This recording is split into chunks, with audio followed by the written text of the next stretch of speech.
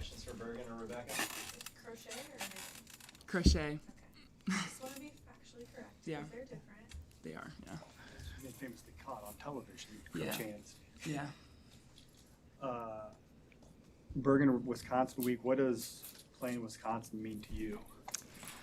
I mean, it's always a fun week. I think especially just kind of how the season's been going for both of us. We're both really excited, and you can tell like we're hungry to just play some super fun competition. And not that there hasn't been this other competition, but this is just a rivalry match. We all know that comes with it, and it'll be a fun one. Just Halloween week, and it's going to be good. It's going to be challenging for us, and we're excited to get that challenge. Does it feel weird that you guys only play them once in the regular season? Yeah, it definitely does, for sure. Okay, when we talked to you all before Penn State, you talked about the stories to get the freshmen ready for that. Same type of mindset here as you go to Wisconsin? Yeah, I'd say so. I could see those stories coming up on the plane ride. I mean, unless they directly ask for it, are they really shared? But I think every now and then I like to bring up the win 2 years ago at home just because it has such good memories. But yeah, I could see some stories coming up. They got a lot of different faces that still have the powers playing Wisconsin in previous years. I'd say so. I think the program in general is really strong. They bring in really good talent. They have great commits, great recruits, but obviously very different. And so we're going to have to figure out what their new strengths, but also their new weaknesses are. Like, is this a year where you guys want to play like great teams, like top 15 teams like Wisconsin is? Are you excited to? Is this a year where you want to play a team like that? Oh, yeah, absolutely. I mean, I think I talked about this last press conference, but like we go at each other every single day in practice, and so we always look forward to Fridays and Saturdays just because, one, it's not against each other, and so that's always fun. But I think we just, in general, we love playing high-level volleyball, so this will be a good weekend. Rebecca, you touched on it, but the match 2 years ago, what is your lasting feeling from that match? Just adrenaline. I don't know if that's a feeling, but I don't know how to explain it because I feel like typically I'm just focused on the agenda and my assignments as a player, but that one I kind of got swept up with the momentum, and I got rotated out right before the match point. And of course, I still remember when Bergen caught the net, and my head dropped because I remember Harper sailed it out of bounds. And I was like, all right, okay, here we go, moving on. And then I'm looking up from my feet, and I see Bergen net, net, net. And I'm like, oh my gosh, Bergen saw a net. So we all start yelling net. We get the call reversal, and it was just ecstasy. It was amazing. I don't know how else to explain it. Just, it was one of those moments where I felt like, though I was swept up in the momentum, I'm glad we won. Because in the same way, if we lost, it probably would have sucked a lot. But it was just a really, really fun game. Bergen, you still have pride after seeing that net shake a little bit?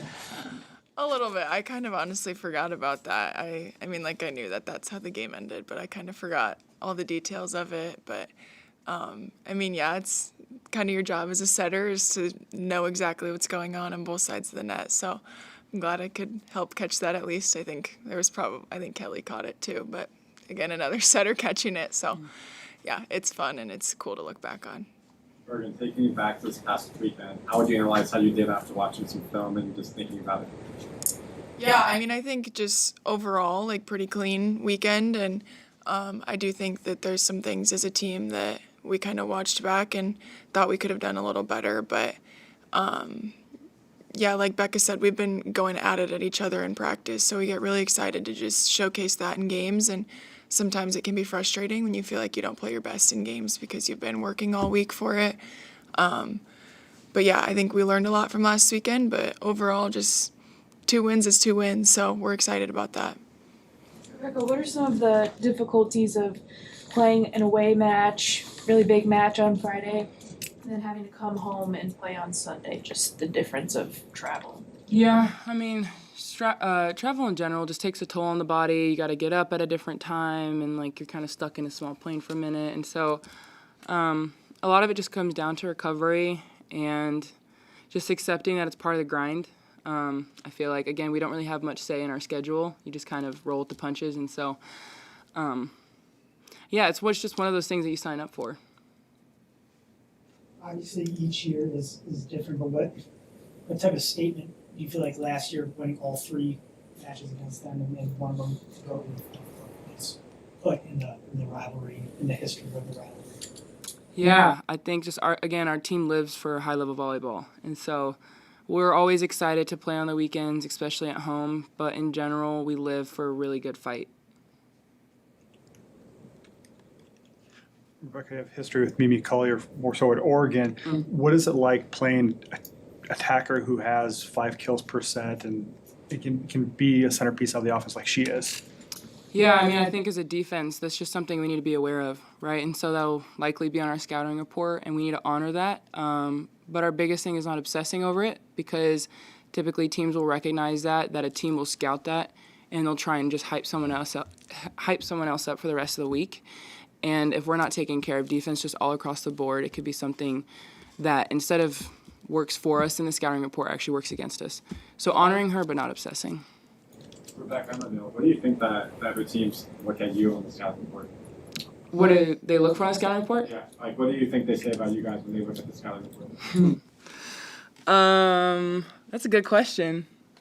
I don't know. I don't want to give it away, but like, I don't know, really strong up the middle, great outsides, really good rights. I don't know. I don't know. I feel like we just got really scrappy defense. Strong. I don't know. Bergen, help me out.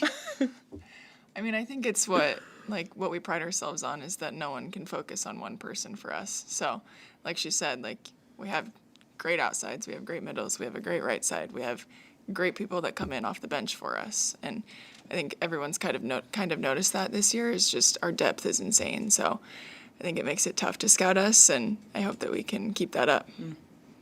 Rebecca, just with so many straight sets won, are you guys ever getting put in practice scenarios where you guys are looking for, if it got to a 4th set or 5th set, and just how are you guys going to prepare for when that moment happens if you guys were to drop the set? Just keep playing, man. I feel like if we becoming fixated on the outcome has never ever worked in anyone's favor. So just staying in the moment is huge. And a big takeaway that I have from John Cook, like just coaching me over the last few years, he almost used to come with a little bit of an attitude when we were ranked number 1. He was like, so you think you guys can just coast this week because you're ranked number 1? Just this and that at the end of the day, it's like, yeah, it's an accolade, but it's nothing more than an Instagram post. Doesn't decide if you won the national championship or a conference title or anything. So it's something to be cool and like, oh, yeah, that's nice. But it doesn't determine your win on Friday or Saturday night. So when it comes down to sets, if we drop a set, okay, they probably earned it or we weren't playing very well. But it's just being mature about it. Like, yeah, sometimes teams are going to win sets, sometimes they don't. And so it's like, just focus on what you can control. I think Tareya hit the nail on the head about this question last week. Like, we don't really pay attention to that stuff. We're not really doing it for the flash factor. Again, we just want to play high-level volleyball, execute the things that we should be executing, but also having a lot of fun. Bergen, we haven't talked to you since Northwestern. With the 7 players on the court on that one point, just like what went through your mind during that rally? Kind of just what the heck. I mean, like the server ended up not on the court at the end of the play, so that was interesting. But I mean, I dumped it over. I wanted the point to be over, and I wanted to go talk to the ref about it. But it was kind of funny, and it's funny to look back on. But I mean, yeah, definitely, verbal warning is good to know. Is that what they said to you? What was that? Yeah, they said it was before the serve, and so that's why it was just a warning. And I kind of said it wasn't before the serve, but that's besides the point. We won the point, and it's not a huge deal, but it was kind of funny. Halfway through the Big Ten schedule, Bergen, how are you feeling where the team is at? Are you where you want to be, or how do you assess halfway through? I mean, yeah, we're 20-0, so that's definitely a good start, but we talk a lot about not getting complacent, and especially with having so many sweeps in a row, and we kind of talk about that, like our practice is the time to get better, and kind of back to the question of what happens when someone does take a set off of us or we are in like a tougher situation.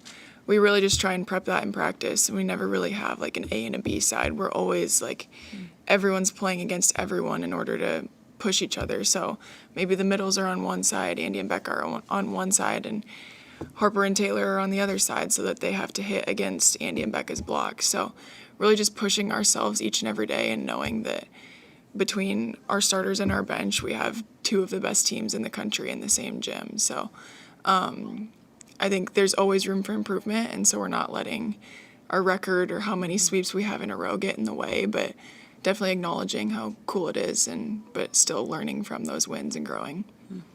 Bergen, how have you seen your connection grow with Virginia as she gets more comfortable and confident here?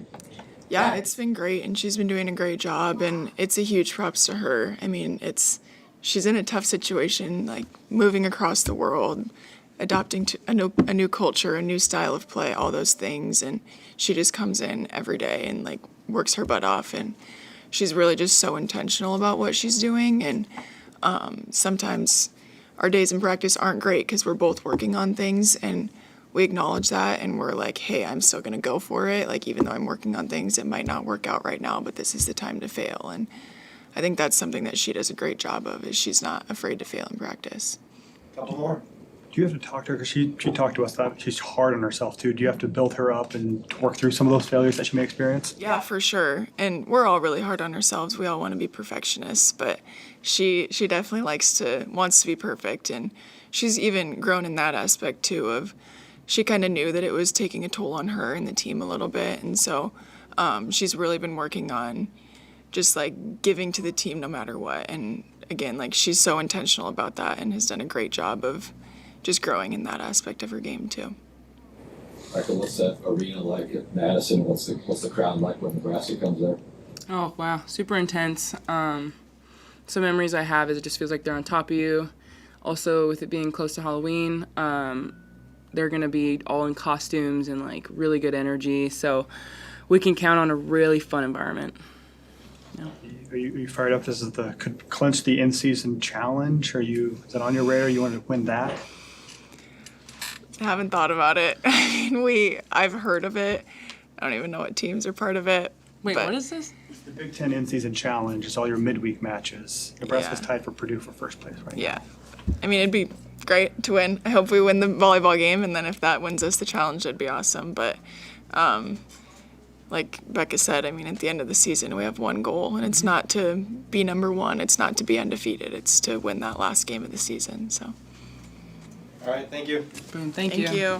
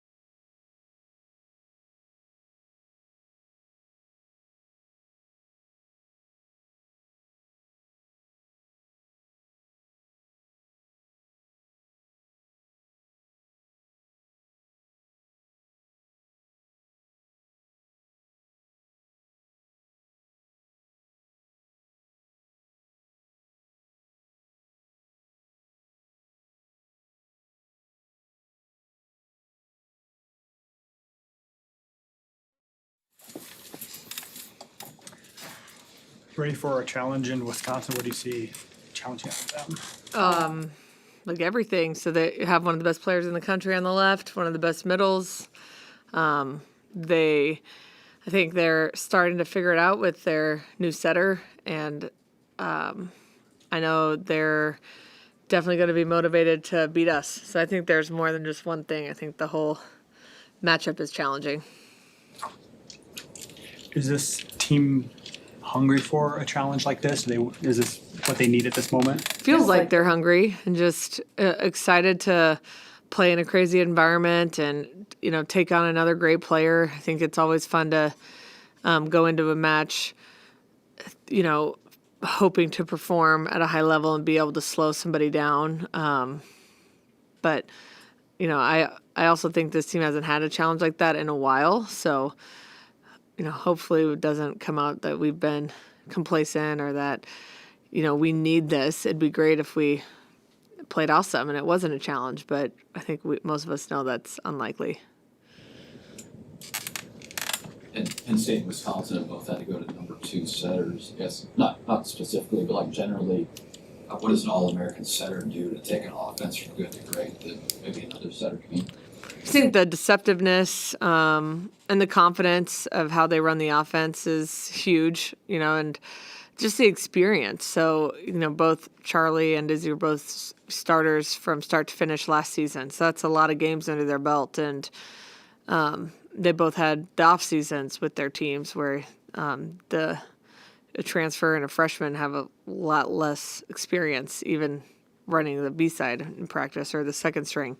And then I just think usually All-American setter is very good at all the other parts of the game, blocking, defense, serving. So you're not only losing a lot from the setting position, but just everything else that usually shows up in big moments and big plays, whether it be a great dig or an ace serve that those type of players can deliver.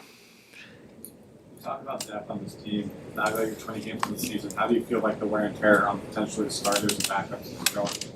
I think it's going really well. I feel like we're pretty fresh and, we have a great strength program that our players take very seriously. So it feels like we're in a really good spot physically for it being the end of October. I asked Rebecca just kind of how do you get into practice scenarios with so many consecutive sets? One, just are you guys kind of preparing for if that time comes and you guys drop a set, how to reset in terms of the match energy and what it would look like coming out for a first set? I wouldn't say there's anything like super unique or new that we're doing. Just, again, making sure our practices are structured to set up like some really good matchups. And when we mix up teams, that allows us to do that. But again, putting our players in challenging situations in practice against other players has been pretty important. I thought yesterday was one of our most competitive practices in a while. So that was a great sign at the end of October when you can walk away practice and say that. So just proud of them for that. What do you mean? What's your relationship with Kelly? I mean, he's another person who's been around for a while. What do you admire about what he's done at Wisconsin in that program? Well, I think Kelly took over the Wisconsin program when it wasn't doing great, and he immediately took him to a Final Four. And you can say, well, Pete Waite recruited those Carlini and some of those players, but recruiting them and coaching them at that level is a way different deal. So, he took some really good players, but reached the pinnacle of our sport. So just really impressive he was able to do that so quickly, and then more impressive that he was able to hang on to that. Wisconsin hasn't dipped. They've consistently been a top 5 team since he's been there. As you re-looked at the film this past week, or anything that you would change or anything you didn't like that you saw? Not really. What did you tell the players about Wisconsin when you started prep yesterday or today? Well, yesterday we prepped Oregon, so we haven't worked on Wisconsin yet. But I think just they see everything. Oh, Charlie Forbringer's out. Grace Egan's day to day. But at the end of the day, they still have one of the best players in the country. So, no, they might not be number 2 or number 1, number 2, number 3 team in the Big Ten every night, but they can certainly do it once, play great. How helpful is it to have like Jalen and the assistant coaches that have played Wisconsin now for consistency of years? I know obviously you've had your share of time as assistant coach, but playing as a head coach, taking on Wisconsin. I think it's very helpful, just the experience of how they play. They know those players really well, played against them before, so it's just familiarity. And when we go into prep, they've prepped them before, so I definitely think it's helpful. How do you expect the atmosphere to be? I'm sure it'll be wild. So I know the field, it's sold out. And I was saying on the radio show, you know, our other road games have been sold out, but there's been a lot of Nebraska fans. I don't feel like Badger fans probably let too many Nebraska fans get tickets. So I think it'll be mostly Wisconsin fans in there and a really true road game. When you were looking at Oregon, what stood out about them? Just heavy arms. So I think they're one of the hardest hitting teams in the Big Ten. And they're playing really well right now. So they had a lot of changes, obviously. Only one returning player, new coach.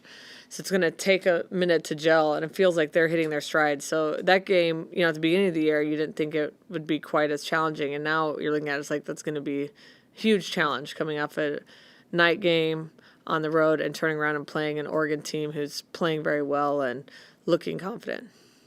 Final questions? What are you most impressed by with Mimi, what you've seen from her?